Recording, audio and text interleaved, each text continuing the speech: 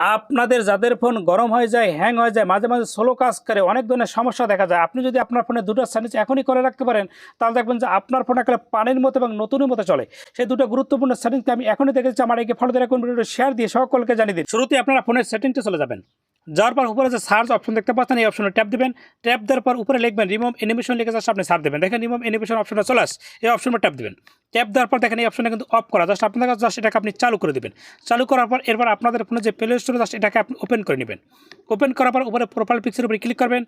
Click করবেন, এখানে দেখুন ম্যানেজ অ্যাপস অ্যান্ড ডিভাইস, এই অপশন উপর ট্যাপ দেবেন। তারপর দেখেন ম্যানেজ লেখা, এই ম্যানেজের উপরে ক্লিক করবেন।